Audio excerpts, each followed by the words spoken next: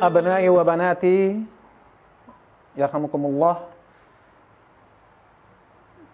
Kita bahas tentang kenapa pohon kalau tidak dirawat, gedenya nanti pohon ini akan menjadi tidak baik dipandang. Kita tahu bonsai, kita lihat pohon ini. Kenapa kelihatan indah? Karena ketika kecil, pohon ini dirawat dan diatur sedemikian rupa oleh pemiliknya. Begitu juga anak. Ketika orang tua ingin menciptakan anak jadi apa, maka dirawatlah sejak dini. Maka sekarang ada pendidikan anak usia dini namanya PAUD. Ada Rodotul Atfal. Maka pendidikan yang pertama yang dasar adalah keluarga. Maka ibu adalah madrasah pertama untuk anak-anaknya. Al-ummu madrasatul ula. Ibu adalah sekolahan pertama bagi anak-anaknya. Sebelum anak-anak tahu tentang dunia luar, maka anak-anak harus tahu dulu dari ibunya. Maka seorang ibu tuh harus pintar. Perempuan tuh sekarang harus pintar. Orang tua dulu mengatakan, udah jangan belajar tinggi-tinggi, jangan pintar-pintar, nanti ngelunjak sama suami. Udah jangan pintar-pintar, nanti juga paling juga ke sumur, ke dapur, ke kasur, kecebur. Iya kan? Ya kalau tidak punya ilmu, ujung-ujungnya kecebur. Ya ada ke sumur, udah paling juga ke sumur, paling juga urusannya dapur, paling juga usulannya kasur. Tapi kalau tidak didasari dengan akhlak seorang ibu, tidak didasari dengan ilmu, bagaimana menciptakan generasi penerus yang baik, yang berkualitas. Orang yang berkualitas dihasilkan dari benih yang berkualitas. Benih berkualitas dihasilkan dari yang berkualitas. Maka ketika benih ini bagus, ditanam pada tanaman, pada tanah yang bagus, maka hasilnya akan bagus. Allah memberikan benih kepada setiap individu keluarga.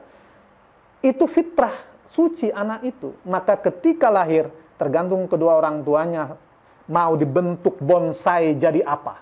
Pohon kalau sudah jadi bonsai, mahal nggak harganya? Puluhan juta. Tapi pohon, lihat, pohon apa? Pohon penar celi. Tahu nggak pohon penar celi? Nggak tahu. Pohon apa tuh? Yang biasa dijadikan bonsai? Pohon caringin, tahu kan? Beringin. Kalau beringin tidak dirawat, besar. Jadi serem nggak? Serem. Tapi kalau beringin dirawat di atas pot, kemudian oleh perawatnya, tukang kebunnya, dia dibentuk, kemudian dia jadi miniatur pohon yang sangat indah. Yang tadinya tidak berharga, malah jadi tempat gedemit.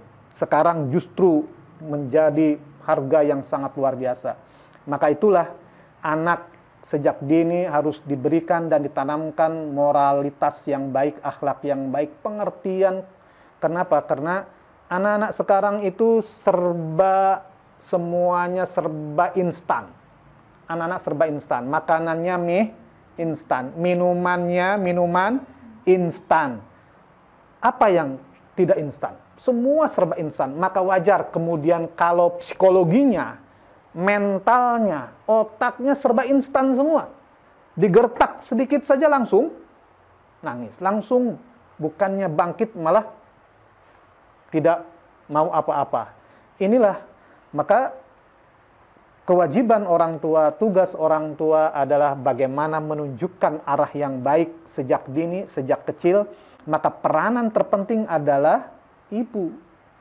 Ibu, orang tua punya peranan penting untuk membentuk anak jadi apa. Anak mau kemana, anak prosesnya seperti apa. Maka dalam aliran pendidikan itu ada 4. Yang pertama aliran empirisme. Aliran empirisme adalah ini menunjukkan perkembangan manusia, anak tergantung kepada lingkungan. Maka bi'ah menentukan. Di rumah anaknya baik, ketika keluar dia sekolah, gabung dengan anak-anak yang tidak baik akhlaknya, kemudian nge-BM, kemudian nyetop mobil di tengah jalan, kemudian motor-motoran gayor sampai 4 orang, kemudian ngusruk segala macam, tawuran. Padahal ketika di rumah dia baik, karena lingkungan pergaulannya tidak baik, maka anak itu terbawa tidak baik. Ini aliran empirisme. Yang kedua aliran nativisme. Alinativisme itu adalah perkembangan anak ditentukan oleh faktor yang dibawa sejak kecil. Jadi anak itu memiliki keunggulan masing-masing.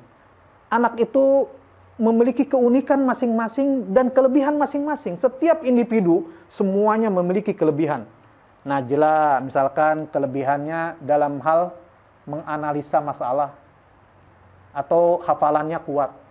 Sophie dia kelebihannya dalam seni. Nahla dia seninya kurang karena suaranya sekali keluar langsung orang tertidur.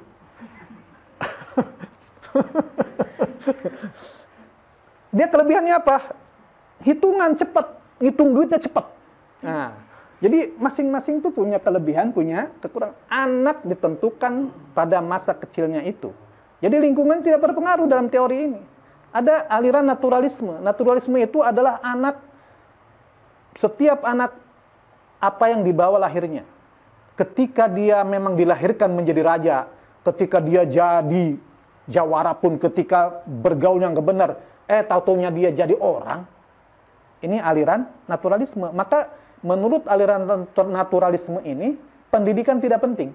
Maka inilah pendidikan alam. Yang terakhir adalah aliran konvergensi. Gabungan antara anak punya bakat, ditempatkan di pesantren yang memiliki pendidikan mengolah anak supaya menjadi output yang baik. Jadi di samping anaknya punya bakat, ditempatkan di dunia pendidikan, di lingkungan yang mengembangkan bakat luar biasa. Akhirnya jadilah anak yang hebat untuk masa depannya. Maka oleh karena itu, sangat berharga sekali bagaimana seorang anak perempuan melihat satu pohon bunga yang bengkok menjadi inspirasi dia. Kenapa kok jadi bengkok? Kenapa? Kenapa? Kalau sudah gede, sudah remaja, sudah dewasa, dilurusin susah. Bukannya nurut sama orang tua, malah kabur dari rumah. Diomongin waktu kecil nurut, waktu kecil rajin, sudah gede malah badung. Diomongin bukannya nurut, malah kabur dari rumah. Demikian.